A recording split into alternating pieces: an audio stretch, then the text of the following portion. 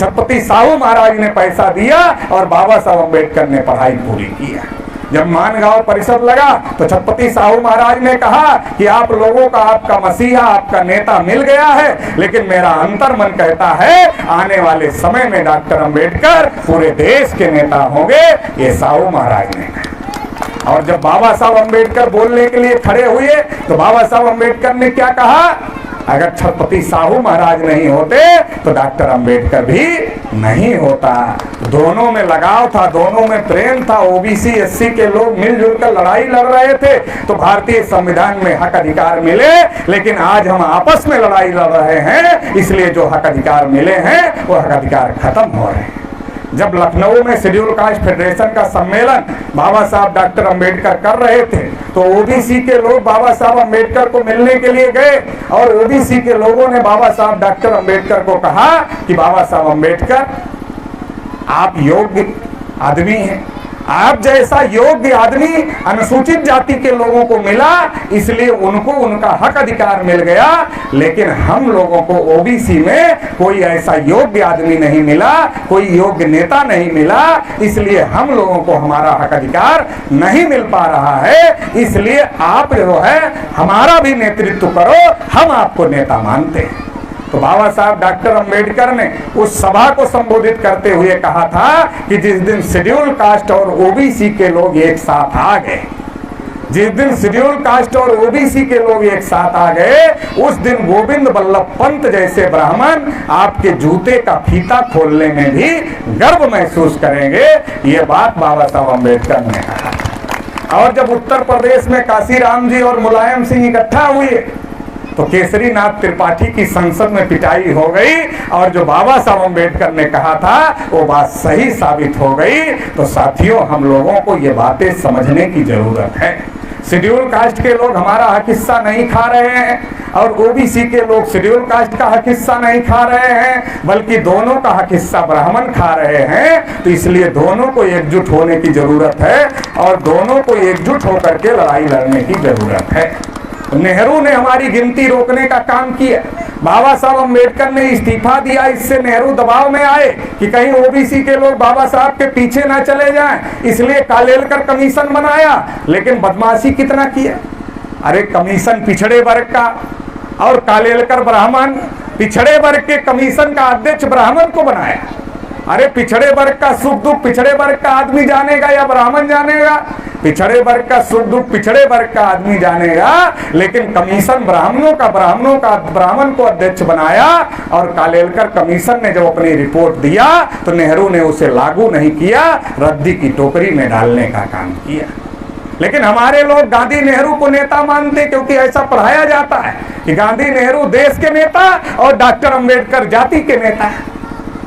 हमारे लोगों को बताया जाता है डॉक्टर अम्बेडकर तो बिरादरी के नेता हैं और गांधी नेहरू देश के नेता हैं। जिन्होंने हमारा सत्यानाश करने का काम किया उन्हें हम ओबीसी के लोग देश का नेता मानते हैं, नेहरू को चाचा मानते हैं। और चाचा ने भतीजों को चूना लगा दिया, भतीजों को पता ही नहीं चला कि चाचा ने चूना लगा दिया। कालेलकर कमीशन लागू ही नहीं किया, रद्दी की टोकरी में डाल दिया। एक लंबी लड़ाई चली और लंबी लड़ाई के बाद मंडल कमीशन आया। मंडल कमीशन 1990 में बीपी सिंह ने लागू किया और पूरा मंडल कमीशन नहीं लागू किया। मंडल कमीशन की केवल एक सिफारिश बीपी सिंह ने लागू किया, पूरा मंडल कमीशन नहीं लागू किया, क्योंकि बीपी सिंह भी ईमानदार नहीं थे। पिछड़े वर्ग के लोगों को बताया जाता नहीं बीपी सिंह तो मसीहा थे, इसलिए मंडल मसीहा नहीं थे। सरकार गिरने के डर से मंडल कमीशन लागू, क्योंकि जब देवीलाल और बीपी सिंह का झगड़ा हो गया तो देवीलाल अलग रैली बुला लिए तो रामविलास पासवान, शरद यादव जैसे तमाम लोगों ने बीपी सिंह को कहा कि हमारे नेता तो देवीलाल है, हम तो उनके साथ जाएंगे तो तुम्हारी सरकार गिर जाएगी। तुमको सरकार बचाना है तो मंडल कमीशन लागू करो। तो सरकार बचाने के लिए बीपी सिंह ने मंडल कमीशन लागू किया, लेकिन केवल एक सिफारिश लागू किया, बाकी लागू नहीं किया। और एक सिफारिश नौकरियों में 27% आरक्षण बीपी सिंह ने लागू किया, वो भी 31 ब्राह्मण वकील मिलकर सुप्रीम कोर्ट में खींच कर ले गए और सुप्रीम कोर्ट में उसका मुकदमा चला। 31 ब्राह्मण वकील हमारे विरोध में सुप्रीम कोर्ट में लड़ रहे थे और पैसा लेकर कोई ब्राह्मण वकील सुप्रीम कोर्ट में हमारी केस को लड़ने के लिए तैयार नहीं था। लालू प्रसाद यादव झोले में पैसा लेकर के सुप्रीम कोर्ट में घूम रहे थे कि कोई बड़ा वकील मंडल की लड़ाई लड़े, लेकिन कोई नहीं मिला। 16 नवंबर 1992 को मंडल कमीशन का फैसला आया। फैसला क्या आया? 52% ओबीसी को 27% आरक्षण मिलेगा और 27% में क्रीमी लेयर लगाया जाएगा। क्रीमी लेयर का क्या मतलब है? जिसके पास दांत है उसको चना नहीं मिलेगा और जिसके पास दांत नहीं है उसको चना दिखाया जाएगा, क्योंकि वो चना खा ही नहीं सकता। तो सुप्रीम कोर्ट ने कहा कि जो इस ओबीसी के पास इतनी इनकम है कि वो अपने बच्चे को पढ़ा सकता है, पढ़ाएगा तब ना आरक्षण पाएगा। जो पढ़ा सकता वो क्रीमी लेयर में आ गया, वो आरक्षण से बाहर हो गया, और जो पढ़ाने लायक ही नहीं है वो अपने आप ही आरक्षण से बाहर हो गया। आरक्षण ऊपर से खत्म हो गया, आरक्षण नीचे से खत्म हो गया। पिछड़े वर्ग के लोगों को पता ही नहीं चला। अगर पिछड़े वर्ग के लोगों को ये बात पता चलती, इसके बारे में सोचते कि अरे भाई, जब शेड्यूल कास्ट की जितनी संख्या है उतना आरक्षण है, शेड्यूल ट्राइब की जितनी संख्या है उतना आरक्षण है, तो पिछड़े वर्ग की जितनी संख्या है उतना आरक्षण क्यों नहीं मिला? जब संविधान में क्रीमी लेयर का प्राविधान नहीं है तो ओबीसी को क्रीमी लेयर क्यों लागू किया गया? अगर ये ओबीसी के लोग सोचते, लेकिन ये सोचेंगे कैसे? इनके दिमाग पर तो ब्राह्मणों का कब्जा है। ब्राह्मण जैसा सोचवाता है वैसा ही सोचते हैं। तो ब्राह्मणों ने सोचा अगर ओबीसी के लोग इस धोखाधड़ी को समझ गए, फिर ये अयोध्या नहीं जाएंगे, फिर ये तो दिल्ली जाएंगे और दिल्ली में संसद को घेरेंगे, और जब दिल्ली में संसद को घेरेंगे तो इनके हक अधिकार पर जो हम ब्राह्मणों ने कब्जा किया हुआ है, ये तो अपने हक अधिकार को हासिल कर लेंगे। इनका हक अधिकार छोड़ना पड़ेगा। और इतना ही नहीं है, अगर इनके अंदर चेतना जग गई तो इनकी संख्या ज्यादा है तो देश में प्रधानमंत्री ब्राह्मण नहीं बनेगा, पिछड़े वर्ग का आदमी बनेगा। बड़ा संकट पैदा हो जाएगा। इनके हिस्से की नौकरियां भी इनको देनी पड़ेगी और राजपाट भी इनको देना पड़ेगा। ये तो बड़ा खतरा वाला मामला है। तो ब्राह्मणों ने सोचा ओबीसी के लोगों को गुमराह किया जाए। तो गुमराह करने के लिए ब्राह्मण ओबीसी के घरों में गए और क्या कहा? बाबरी मस्जिद में जहां राम जी पैदा हुए थे वहां हम तुम्हारे राम का मंदिर बनाना चाहते, मगर मुसलमान लोग बनने नहीं देना चाहते, इसलिए चलो अयोध्या। अब जिन ओबीसी के लोगों को अपने हक अधिकार की लड़ाई लड़नी चाहिए थी, अपने बच्चों के लाखों नौकरियों की लड़ाई लड़नी चाहिए थी, वो ओबीसी के लोग दिल्ली जाने के बजाय अयोध्या चले गए। और जब अयोध्या चले गए तो क्या हुआ? 6 दिसंबर 1992 को बाबरी मस्जिद गिरा दिया। अंग्रेजों को भी ओबीसी के लोगों ने भगाया और बाबरी मस्जिद भी ओबीसी के लोगों ने गिराया, क्योंकि ताकत तो हमारे ही पास में है ना। जैसे ताकत हाथी के पास होता है लेकिन दिमाग नहीं होता है। हाथी पिलवान के दिमाग से चलता है और हमारा ओबीसी ब्राह्मण के दिमाग से चलता है। हमारे ओबीसी का पिलवान ब्राह्मण है, हाथी पिलवान के दिमाग से चलता है, ओबीसी ब्राह्मण के दिमाग से चलता है। इसलिए हाथी गुलाम बना रहता है और इसलिए ओबीसी ब्राह्मण का गुलाम बना हुआ है। तो ब्राह्मणों ने हमारे लोगों से 6 दिसंबर को बाबरी मस्जिद गिरवा दिया। किसको किसको आगे करके गिरवाया? विनय कटियार को आगे किया, कल्याण सिंह को आगे किया, उमा भारती को आगे किया, परवीर तोगड़िया को आगे किया, सारे पिछड़े वर्ग के नेताओं को आगे करके 6 दिसंबर को बाबरी मस्जिद गिरा दिया। 16 नवंबर 1992 को हमारे साथ धोखा हुआ, 6 दिसंबर 1992 को बाबरी मस्जिद गिर गई। जो हमारे साथ धोखा हुआ वो मुद्दा हवा में उड़ गया। और बाबरी मस्जिद क्यों गिराई, बाबरी मस्जिद किसने गिराई, मंदिर कब बनेगा, ये चर्चा शुरू हो गई। जो हमारे बच्चों को नौकरियां मिलने वाली थी उस पर ब्राह्मणों ने कब्जा कर लिया, हमारे लोगों को पता ही नहीं चला। चलो, जब हमारे लोगों ने बाबरी मस्जिद गिराया तो ब्राह्मणों ने हमारे लोगों को कहा कि मुसलमानों का किला ढहा दिया। हमारे लोगों को क्या बताया ब्राह्मणों ने? अरे बाबरी मस्जिद नहीं है, मुसलमानों का किला ढहा दिया हम लोगों ने। हमारे लोगों ने भी सोचा किला ढहा दिया। कितना बड़ा किला ढहा दिया? एक ऐसी मस्जिद गिराई जिसमें मुसलमान नमाज ही नहीं पढ़ते थे। कितना बड़ा किला गिराया? एक ऐसी मस्जिद गिराई जिसमें मुसलमान नमाज नहीं पढ़ते थे। मुसलमानों के पास देश में लाखों मस्जिदें नमाज पढ़ने के लिए हैं, उनके पास मस्जिद की कमी नहीं है, उनका कोई बड़ा नुकसान नहीं हुआ। लाखों में से एक चली गई तो कौन सा बड़ा नुकसान। लेकिन हमारी लाखों नौकरियां ब्राह्मणों के कब्जे में चली गई तो हमारा तो बहुत बड़ा नुकसान हो गया। लेकिन हमारे लोग समझ ही नहीं पाए। हम लोग तो तब से कह रहे थे कि ओबीसी के भाइयों, आप ब्राह्मणों के कहने पर मंदिर की लड़ाई भले लड़ रहे हो, लेकिन जब मंदिर बनेगा तो तुमको घंटा बजाने के लिए भी मंदिर में रखा नहीं जाएगा। सुप्रीम कोर्ट से फैसला आ गया, फैसला आया ना, मंदिर बन रहा है, उसके लिए ट्रस्ट बनाया गया। ट्रस्ट में एक भी ओबीसी को रखा गया क्या? एक भी ओबीसी को नहीं रखा गया, सारे के सारे ब्राह्मणों को रख लिया है। गिराते समय प्रवीण तोगड़िया बढ़िया वाले हिंदू थे, कल्याण सिंह बढ़िया वाले हिंदू थे, उमा भारती बढ़िया वाली हिंदू थी, विनय कटियार बढ़िया वाले हिंदू थे। कब? जब मस्जिद गिराना था तब। दो समय तो हम बहुत बढ़िया वाले हिंदू होते हैं, जब मुसलमानों से लड़ना हो तब हम बहुत बढ़िया वाले हिंदू, और जब वोट देना हो तब भी बढ़िया वाले हिंदू। लेकिन जब अपने हक अधिकार की बात करें तब बढ़िया वाले हिंदू नहीं रहते, तब तो खराब हो जाते। जब मस्जिद गिराना था तब विनय कटियार, कल्याण सिंह, उमा भारती बढ़िया वाले हिंदू थे। अब ट्रस्ट में जब रखना हुआ तो विनय कटियार भी खराब हो गए, कल्याण सिंह भी खराब हो गए, उमा भारती भी खराब हो गई। हमने कहा चलो भाई, दूसरे ओबीसी के लोग अच्छे हिंदू नहीं थे, लेकिन जिन्होंने मस्जिद गिराई, विनय कटियार, कल्याण सिंह, उमा भारती, ये तो अच्छे हिंदू थे, कम से कम इनको ट्रस्ट में ले लेते। लेकिन उनको भी रखने का काम नहीं, हमारे किसी भी आदमी को ट्रस्ट में रखने का काम नहीं किया। लेकिन चंदा मांगना होता है तो जरूर हमारे पास आते हैं, आपके पास भी आते हो तो आते हैं, तो बोलना पड़ेगा। नहीं बोलोगे, लोकतंत्र में गोली नहीं चलती, बोली चलती है। और जिसको अपनी बोली बोलना आता है वो देश में शासक बनता है, हुक्मरान बनता है, उसकी समस्याओं का समाधान होता है। हम पिछड़े वर्ग के लोगों को आज तक अपनी बोली बोलना नहीं आया, इसीलिए आज़ादी के 73-74 साल में हमें हमारे हक अधिकार नहीं मिले। तो अगर चंदा मांगने वाले आए तो उनको हाथ जोड़ना है, हाथ जोड़कर पूछना है कि भाई साहब चंदा मांगने आए हो, आपका स्वागत है, हम भी देना चाहते हैं, लेकिन पहले ये बताओ कि जो ट्रस्ट बनाया गया मंदिर का, उसमें हमारे किसी भाई बंधु को रखा गया है? अगर रखा गया है तो नाम बताओ, चंदा ले जाओ।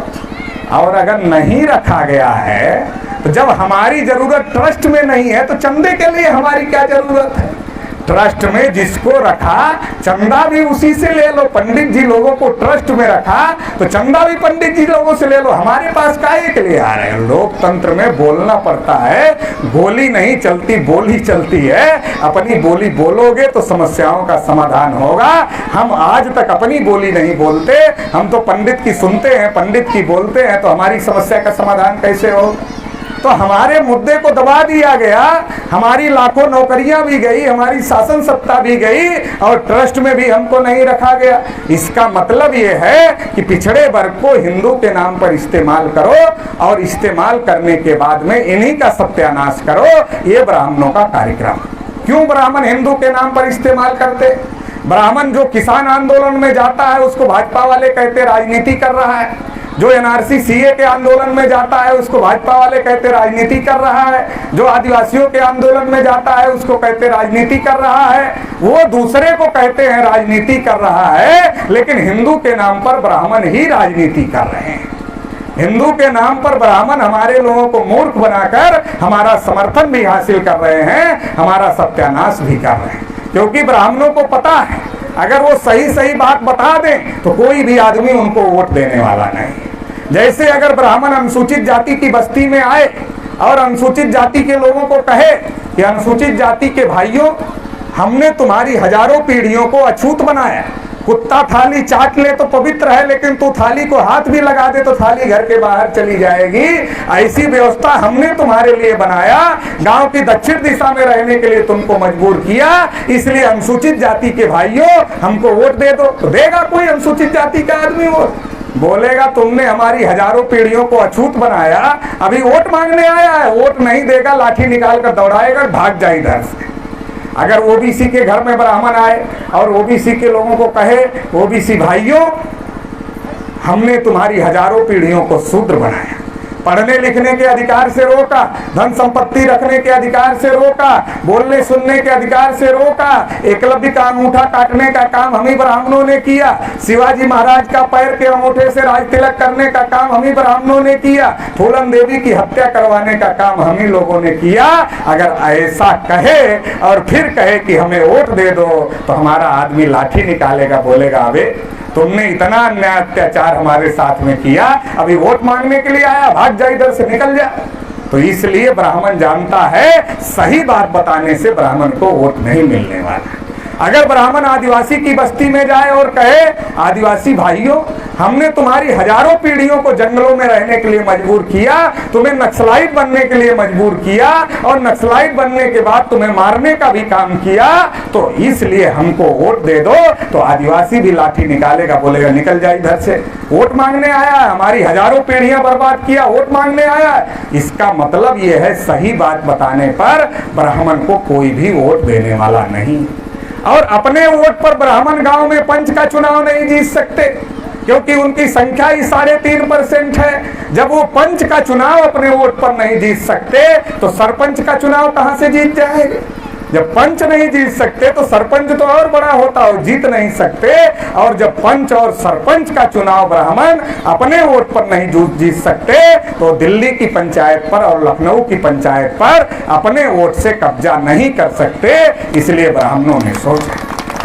ब्राह्मणों ने सोचा कि इनको मूर्ख बनाने के अलावा कोई दूसरा रास्ता नहीं है, बेवकूफ बनाने के अलावा कोई दूसरा रास्ता नहीं है। इसलिए ब्राह्मण हमारी गली मोहल्ले में आते हैं और क्या कहते हैं? गर्व से कहो हम हिंदू हैं, हम भी हिंदू, तुम भी हिंदू, गर्व से कहो हम हिंदू हैं। एक एक मुसलमान 14 बच्चे पैदा कर रहे हैं, देश पर मुसलमानों का कब्जा हो जाएगा, इसलिए सारे हिंदू इकट्ठा हो जाए। हमारे लोगों को लगता है, क्योंकि हमारे लोग देश के असल मूल निवासी, तो हमारे लोगों को लगता देश पर कैसे कोई कब्जा कर लेगा, तो हमारे लोगों का खून खोल जाता। जैसे कहते हैं देश पर मुसलमानों का कब्जा हो जाएगा, तो खून हमारे लोगों का खोल जाएगा। और ब्राह्मण वो खून खौलाना चाहता है ताकि मुसलमानों के विरोध में हम ब्राह्मणों के पीछे इकट्ठा हो जाएं। तो हमारे लोग जब सोचते हैं मुसलमानों का कब्जा हो जाएगा, तो ब्राह्मणों के पीछे खड़े हो जाते हैं। तो ब्राह्मण जो 3.5% है, उसको हम लोगों का वोट मिल जाता है, और हम लोगों का वोट मिल जाता है तो पंच से लेकर के प्रधानमंत्री तक बनाने लायक हो जाता है। क्योंकि हमारे लोगों की आदत क्या है? कौआ कान ले गया, कान नहीं देख रहे है कि नहीं है, तो इस पेड़ से उस पेड़ घूम रहे हैं कि कौआ किस पेड़ पर कान लेकर बैठा है। हमारे लोगों की जो आदत है, वेरीफाई करने की आदत नहीं है। किसी ने कुछ कह दिया तो मान लिया। अरे देश पर कहां से मुसलमानों का कब्जा हो जाएगा? कोई मुसलमानों की पार्टी है? आजाद भारत में कोई मुसलमानों का प्रधानमंत्री बना आज तक? अरे जब आजाद भारत में एक भी मुसलमान आज तक प्रधानमंत्री नहीं बन पाया, एक भी मुसलमान की राष्ट्रीय स्तर की पार्टी नहीं हो पाई, तो मुसलमानों का कब्जा देश में कैसे हो जाएगा? बल्कि सच्चर कमीशन ने तो रिपोर्ट दिया कि मुसलमानों के हालत अनुसूचित जाति से भी ज्यादा खराब हो गए हैं। इसका मतलब मुसलमानों की हालत तो हम लोगों से ज्यादा खराब हो गए, तो उनका देश पर कब्जा कैसे हो जाएगा? तो मुसलमानों का देश पर कब्जा नहीं होगा, बल्कि मुसलमानों का डर दिखाते दिखाते ब्राह्मणों ने हमारा ही समर्थन लेकर के इस देश पर कब्जा कर लिया। इस देश की विधायिका पर जब कांग्रेस जाती है तो बीजेपी आती है, और जब बीजेपी जाती है तो कांग्रेस आती है। दोनों ब्राह्मणों की पार्टियां, एक ब्राह्मण की पार्टी को भगाते हैं तो दूसरे ब्राह्मण की पार्टी आती है, दूसरे ब्राह्मण की पार्टी को भगाते हैं तो पहले ब्राह्मण की पार्टी आती है। मतलब विधायिका पर ब्राह्मणों का कब्जा है, कार्यपालिका पर 80% नौकरियों में ब्राह्मणों का कब्जा है, न्यायपालिका में ब्राह्मणों का कब्जा है, मीडिया में ब्राह्मणों का कब्जा है। डर हमें मुसलमानों का दिखाते हैं और कब्जा ब्राह्मणों ने कर लिया है। तो ये जो हिंदू का नशा हमारे लोगों के ऊपर है, यही हमारे सत्यानाश का कारण है। ये नशा जो हमारे ऊपर चढ़ाया ब्राह्मणों ने, क्योंकि ब्राह्मण अपने वोट पर चुनाव जीत नहीं सकते। जब तक हमारे ऊपर हिंदू का नशा न चढ़े, तब तक ब्राह्मण चुनाव जीत नहीं सकते। तो हमारे ऊपर हिंदू का नशा चढ़ाते हैं, मुसलमान के खिलाफ भड़काते हैं। मुसलमान कोई अरब ईरान से आए हुए लोग हैं क्या? मुसलमान अरब ईरान से आए हुए लोग नहीं हैं। जो अरब ईरान से मुगल आए थे वो खत्म हो गए। अभी जो मुसलमान भारत में हैं वो हम ही आपसे धर्म परिवर्तन करके मुसलमान हैं। धर्म परिवर्तन क्यों किया? क्योंकि इधर उनको मंदिर में नहीं घुसने देते। रामनाथ कोविंद का नाम सुना ना, राष्ट्रपति हैं। जब पुष्कर के मंदिर में गए तो ब्राह्मणों ने धक्का मारकर बाहर कर दिया। जब राष्ट्रपति को धक्का मार सकते हैं तो आम आदमी की क्या हैसियत है? तो जहां इधर मंदिर में घुसने की इजाजत नहीं थी, इधर पढ़ने लिखने की इजाजत नहीं थी, इधर अगर थाली प्लेट छू लेते तो अपवित्र हो जाता, लेकिन उधर एक चटाई पर बैठकर एक प्लेट में खाने की इजाजत है, एक साथ बैठकर नमाज पढ़ने की इजाजत है। इसलिए ब्राह्मणों की जो गुलामी का धर्म था, हमारे में से ही कुछ लोगों ने उसको लात मारा और जिसको इस्लाम मिला वो मुसलमान हो गया, जिसको सिख धर्म मिला वो सिख हो गया, जिसको लिंगायत धर्म मिला वो लिंगायत हो गया, जिसको बौद्ध धर्म मिला वो बौद्ध हो गया, जिसको जैन धर्म मिला वो जैन हो गया। मतलब ब्राह्मणों की गुलामी से जिसको जो रास्ता मिला वो उस रास्ते में चला गया।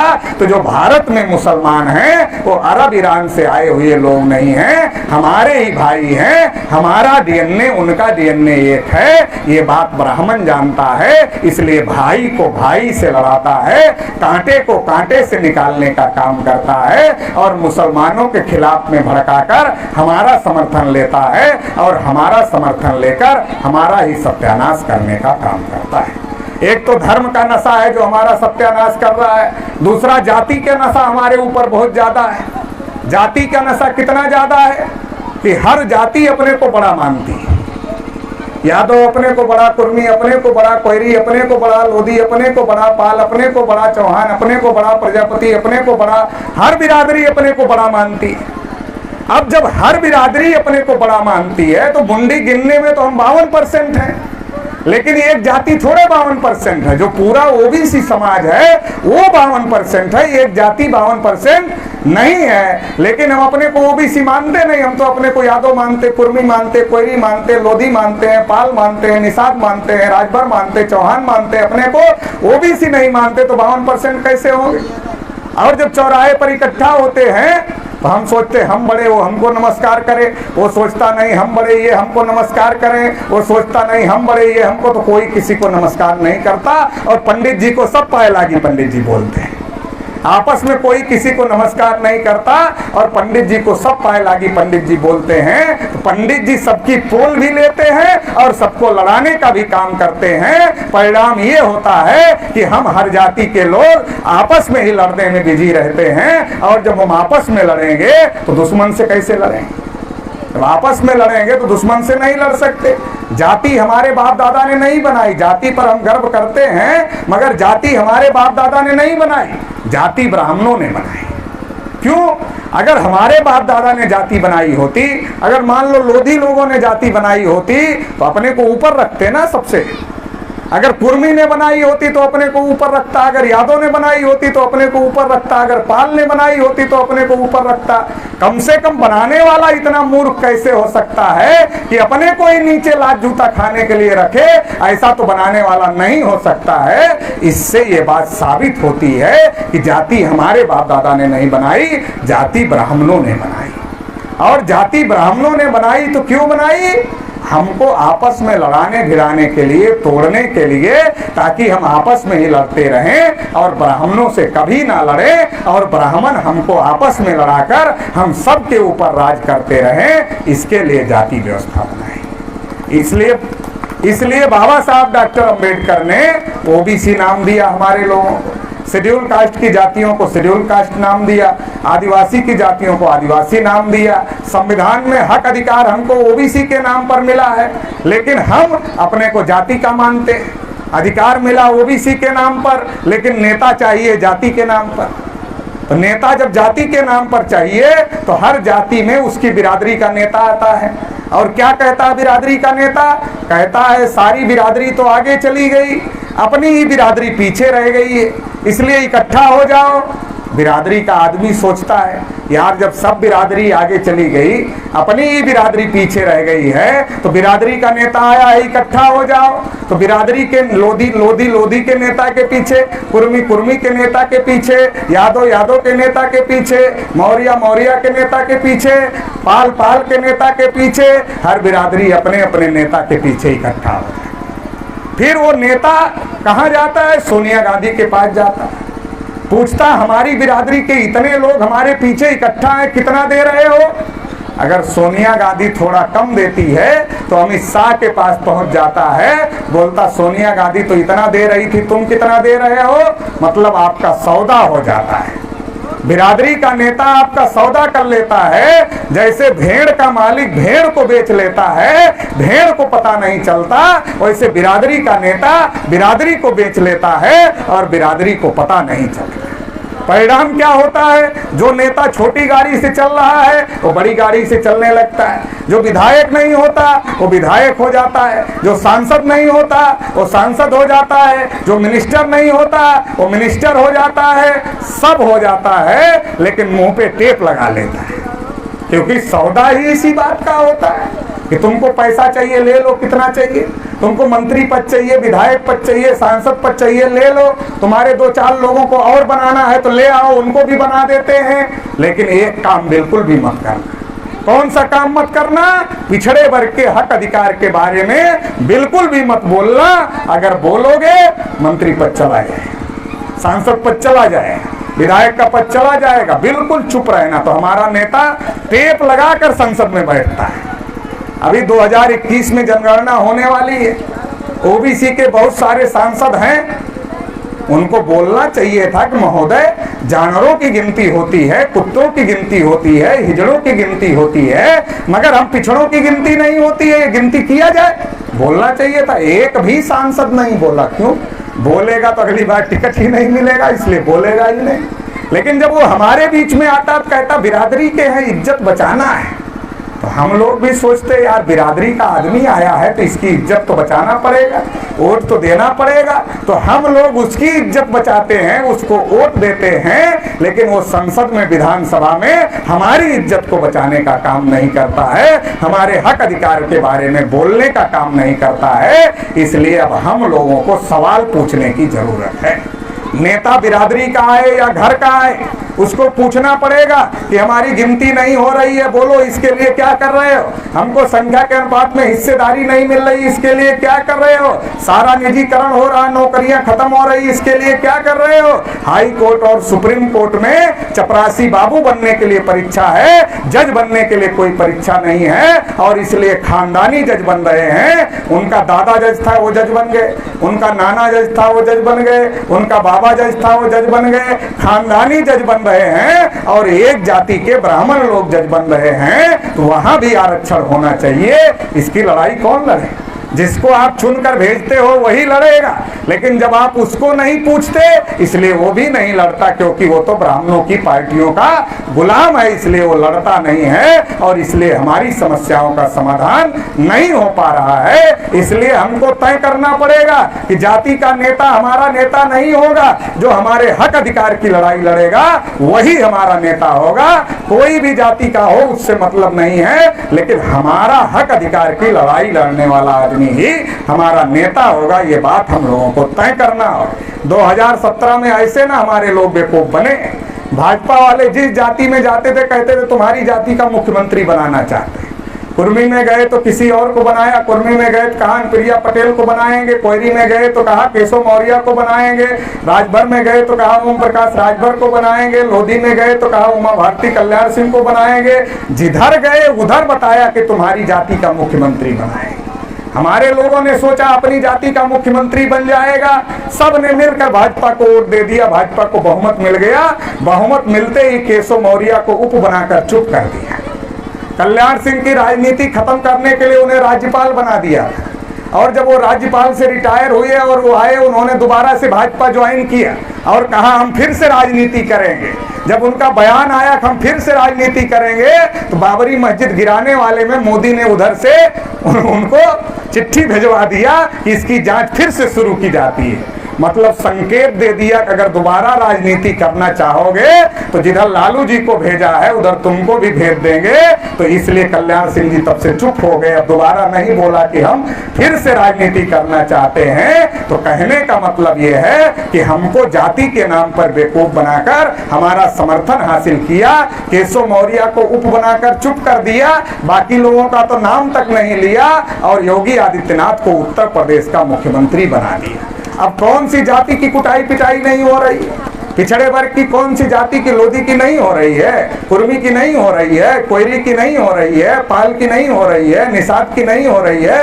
कौन सी जाति है जिसकी कुटाई पिटाई नहीं हो रही, जिसके ऊपर अन्याय अत्याचार नहीं हो रहा? ये अन्याय अत्याचार करने की ताकत किसने दिया? हम ही लोगों ने अपने जाति के नेताओं का चेहरा देख करके ये अन्याय अत्याचार करने की ताकत दिया। नहीं तो ये ताकत भाजपा को अन्याय अत्याचार करने की नहीं होती, ये ताकत हम लोगों ने दिया। अगर हम अपने हक अधिकार की लड़ाई लड़ने वाले को नेता मानते तो कभी भी ये ताकत भाजपा को मिलने वाली नहीं थी। तो हमें जाति से ऊपर उठना पड़ेगा, धर्म से ऊपर उठना पड़ेगा और जो हमारे हक अधिकार की लड़ाई लड़े उसको ही नेता मानना पड़ेगा। और अगर उसको नेता मानेंगे तो हमारे हक अधिकार की लड़ाई मजबूत होगी। और अगर जाति धर्म के नाम पर नेता चुनेंगे तो जैसे सत्यानाश हो रहा है वैसे सत्यानाश होता रहेगा। हम तो पिछड़े वर्ग के लोगों को यही कहने आए, बहुत दिन हो गया भ्रमित हुए। ये जो परिवर्तन यात्रा निकाल रहे हैं ये पिछड़े वर्ग में परिवर्तन करने की यात्रा है। पहले पिछड़े वर्ग की आदत स्वभाव सोचने के तरीके में परिवर्तन होगा तो सत्ता और व्यवस्था में परिवर्तन करने में कोई समय नहीं लगेगा। हम सोचते गलत हैं, ब्राह्मण जैसा कहते हैं वैसा सोचते हैं, इसलिए हमारी समस्याएं हैं। अगर हम सोचने के तरीके में परिवर्तन कर दें तो हम इस देश के हुक्मरान बन जाएं। 2014 में नरेंद्र मोदी जी आए थे, उन्होंने कहा था हम नीच जाति के हैं, पिछड़ी जाति के हैं, चाय बेचने वाले हैं। हमारे लोगों ने सोचा मोदी भी गरीब, हम भी पिछड़ी जाति के, मोदी भी पिछड़ी जाति का। फिर मोदी जी ने कहा सबका साथ सबका विकास, तो हमारे लोगों ने सोचा कि ये तो कोई महात्मा आदमी ही कर सकता है, ये तो महात्मा की ही वाणी है, सामान्य आदमी कैसे सबका साथ लेकर सबका विकास कर सकता है? अरे भाई चोर का भी साथ लोगे और जिसके घर चोरी हुई उसका भी साथ लोगे तो दोनों का विकास कैसे करोगे? डकैत का भी साथ लोगे, जिसके घर डकैती पड़ी उसका भी साथ लोगे तो दोनों का विकास कैसे करोगे? ये हो नहीं सकता। फिर नरेंद्र मोदी ने कहा कि 15-15 लाख सबके खाते में डालेंगे, तो हमारे लोगों ने सोचा अरे ये तो महात्मा आदमी आ गया, अमीरों का धन लाएगा गरीबों में बांटेगा। ब्राह्मणों ने कहा ये अवतार पुरुष है, तो हमारे लोग हम ही लोगों से झगड़ा करते थे, अरे मोदी तो अवतार पुरुष है, अब परिवर्तन देश में आ जाएगा, गरीबों का मसीहा आ गया है। हमारे लोगों ने नरेंद्र मोदी को वोट दिया, टीवी देख देख कर हमारी माताओं बहनों ने भी खूब वोट दिया और खूब वोट दिया कि 15 लाख हमारे भी खाते में आ जाएंगे। लेकिन जब मोदी जी प्रधानमंत्री बने, एक दिन रात को टीवी पर आए और कहा भाइयों बहनों आज से 1000 और 500 के नोट बंद हो रहे हैं। और जब नोट बंद हो गया तो हमारी माताओं बहनों ने जो आटे के कनिस्टर में, चावल के कनिस्टर में, पुराने बक्से में जो पैसा बहुत दिन से बचा बचा कर रखा था वो सारा पैसा निकल गया, बाहर चला गया, वापस नहीं मिला है, वापस मिला नहीं, वो निकल गया सारा का सारा जो बहुत दिन से बचा कर रखा था। तो साथियों हमको समझने की जरूरत है। नरेंद्र मोदी ने कहा कि हम पिछड़ी जाति के हैं और जब प्रधानमंत्री बने तो जानवरों की गिनती का आदेश दिया मगर पिछड़ों की गिनती का आदेश नहीं दिया। 314 पिछड़े वर्ग के बच्चे जो यूपीएससी का मतलब आईएएस की परीक्षा पास किए थे उनकी नियुक्ति को रोक दिया। पिछड़े वर्ग के बच्चों का वजीफा बंद कर दिया। पिछड़े वर्ग को बजट में एक नया पैसा नहीं दिया। मतलब नरेंद्र मोदी अपने को पिछड़ा कहते हैं और पिछड़ों के खिलाफ ही सारा काम कर रहे हैं। आप लोगों ने कोई ऐसा आदमी देखा जिसको कुल्हाड़ी पकड़ा दो अपने पैर पर कुल्हाड़ी मारे? ऐसा कोई आदमी देखा नहीं होगा। आप लोगों ने देखा क्या? नहीं देखा। नहीं देखा तो नरेंद्र मोदी को देख लो, नहीं देखा तो नरेंद्र मोदी को देख लो। अपने को पिछड़ा कहते हैं, पिछड़े के पैर पर कुल्हाड़ी मार रहे हैं, तो ऐसा आदमी नरेंद्र मोदी है। ऐसा कोई करता नहीं, लेकिन नरेंद्र मोदी क्यों कर रहे हैं? असल में नरेंद्र मोदी नहीं कर रहे हैं। नरेंद्र मोदी मुख नहीं है, मुखौटा है। जैसे हमको अपना मुंह छुपाना है तो किसी का मुखौटा लगा ले, वैसे आरएसएस के ब्राह्मण अपना मुंह छुपाने के लिए नरेंद्र मोदी का मुखौटा लगाया, ताकि पिछड़े वर्ग के लोग देखें तो लगे पिछड़े वर्ग का प्रधानमंत्री है और वोट दे दें, ब्राह्मण को वोट नहीं देंगे, इसलिए नरेंद्र मोदी का मुखौटा लगाया। लेकिन सत्यानाश सारा का सारा आरएसएस के ब्राह्मण कर रहे हैं। कठपुतली की नाच कुछ लोगों ने देखी होगी, पुराने जमाने में कठपुतली की नाच होती थी, तो कठपुतली नाचते हुए दिखती थी, नचाने वाला दिखता नहीं था। नरेंद्र मोदी नाचते हुए दिखता है, नचाने वाला मोहन भागवत दिखता नहीं है, नचा रहा है मोहन भागवत पीछे से, इसलिए हमारी गुलामी। अभी नरेंद्र मोदी ने ठान लिया है, क्या ठान लिया है? कहा देश नहीं बिकने दूंगा, मगर रेलवे नहीं बचने दूंगा, बीएसएनएल नहीं बचने दूंगा, इंडियन ऑयल नहीं बचने दूंगा, भारत पेट्रोलियम नहीं बचने दूंगा, कोई भी सरकारी चीज बचने नहीं दूंगा। भारत के अंदर भारत कहां है ये खोजने पर भी नहीं मिलना चाहिए। ये नरेंद्र मोदी ने ठान लिया है कि भारत के अंदर केवल अडानी अंबानी ही मिलने चाहिए, भारत के अंदर भारत नहीं मिलना चाहिए। इसलिए सब चीज नरेंद्र मोदी बेच रहे हैं, रेलवे से लेकर बीएसएनएल से लेकर एयरपोर्ट से लेकर सारी चीज बेच रहे हैं। आप लखनऊ जाओ, लखनऊ में जो एयरपोर्ट था उसका नाम था चौधरी चरण सिंह एयरपोर्ट, जो किसानों के बड़े नेता होते थे चौधरी चरण सिंह, देश के प्रधानमंत्री भी थे। उसका नाम बदलकर अडानी एयरपोर्ट हो गया। सरदार वल्लभ भाई पटेल के एयरपोर्ट का नाम बदल करके वो भी बदल गया, और सरदार पटेल के नाम पर जो स्टेडियम था नरेंद्र मोदी ने अपने नाम से कर लिया। इतना ज्यादा मति भ्रष्ट हो गई है, तो हमारे लोगों को समझने की जरूरत है। सबको सरकारी नौकरी वाला दामाद चाहिए, सबकी ये इच्छा है कि उसका बेटा सरकारी नौकरी में जाए, लेकिन जब सरकारी बचेगा तब ना सरकारी नौकरी बचेगी। जब सरकारी कुछ बचेगा ही नहीं तो सरकारी नौकरी कहां से बचेगी? आज हमको लड़ाया जा रहा है, नहीं किसी बिरादरी ने ज्यादा खा लिया आरक्षण, किसी बिरादरी ने कम खा लिया। हम आपस में तो लड़ रहे हैं, लेकिन हम देख नहीं रहे हैं जब सब प्राइवेट हो गया तो आरक्षण जीरो हो गया, और फिर जीरो में हमको लड़ाने की तैयारी चल रही है। हमको समझने की जरूरत है, बहुत बड़ी साजिश देश के साथ और देशवासियों के साथ हो रही है। इतना ही नहीं, नरेंद्र मोदी ने सोचा जो सरकारी है वो तो हम बेच देंगे, लेकिन किसानों की जमीन हम कैसे बेच देंगे? किसानों की जमीन तो किसानों के पास में है, इसलिए किसानों की जमीन पर भी अडानी अंबानी का कब्जा हो, इसके लिए 3 काले कानून ले आए। अब किसानों की जमीन पर आने वाले समय में अडानी और अंबानी का कब्जा हो जाएगा, किसान अपने ही जमीन पर मजदूर हो जाएगा। मजदूर पहले से ही मजदूर हैं, और मजदूरी का घंटा 8 घंटे से बढ़ाकर 12 घंटे करने की तैयारी नरेंद्र मोदी कर रहे हैं। 8 घंटे की नौकरी नौकरी होती है, 12 घंटे की नौकरी गुलामी होती है। आपकी आने वाली नस्लों को अडानी और अंबानी का गुलाम बनाने की तैयारी चल रही है। इसलिए राष्ट्रीय पिछड़ा वर्ग मोर्चा ये कहने आया है कि आपको अपनी आने वाली नस्लों को अडानी और अंबानी का गुलाम बनाना है या फिर देश का हुक्मरान बनाना है, ये आपको ही तय करना है। अगर आप खड़े हो गए तो आपकी नस्लें आजाद हो जाएंगी, आप इस देश के हुक्मरान बन जाएंगे, और अगर खड़े नहीं हुए तो आपकी आने वाली नस्लें अडानी और अंबानी का गुलाम बन जाएगा। ये देश अडानी और अंबानी को गिरोही रख दिया जा रहा है। इसलिए साथियों, जगने की जरूरत है। जाति धर्म क्षेत्र से ऊपर उठ करके इस लड़ाई को लड़ने की जरूरत है। इतना ज्यादा सब कुछ नरेंद्र मोदी कर रहे हैं, मगर उनको डर नहीं लग रहा पब्लिक नाराज हो जाए। क्यों डर नहीं लग रहा है? उनको लगता है कि हमारे पास तो ईवीएम है। नरेंद्र मोदी ने एक बार कहा भारत मेरी माँ है, एक बार कहा गंगा मेरी माँ है, एक बार कहा जमुना मेरी माँ है, एक बार कहा भाजपा मेरी माँ है, लेकिन असली माँ का नाम ही नहीं बताया जिसने प्रधानमंत्री पैदा किया। असली माता तो ईवीएम माता है जिसने प्रधानमंत्री पैदा किया, उसका तो नाम ही नहीं बताया। ईवीएम माता की कृपा से नरेंद्र मोदी को डर नहीं लग रहा है कि आप वोट दो किसी को, लेकिन जाएगा कमल पे। ये जो साजिश चल रही है तो ईवीएम का भी बंदोबस्त करना होगा, और ईवीएम ने जिन बदमाशों को पैदा किया उनका भी बंदोबस्त करना होगा, और इस देश में इंसाफ कायम करना होगा। बहुत दिन से हम लोग मांग कर रहे हैं हमारे साथ न्याय करो, लेकिन वो न्याय नहीं कर रहे हैं, इसलिए अब हमको ही न्याय करना होगा। 3.5% लोग 80% नौकरियों पर कब्जा है, 94% जमीनों पर कब्जा है। न्याय नहीं है, अन्याय है। हमको मौका मिलेगा 3.5 को 3.5 देंगे, तब न्याय होगा। ये न्याय की लड़ाई है, इस लड़ाई में आप लोगों को साथ सहयोग करना होगा। आखिरी बात कहकर अपनी बात समाप्त कर देता है। आप नई साइकिल खरीदते हो, नई मोटरसाइकिल खरीदते हो, नई कार खरीदते हो, आप दूसरे को चलाने के लिए नहीं देते।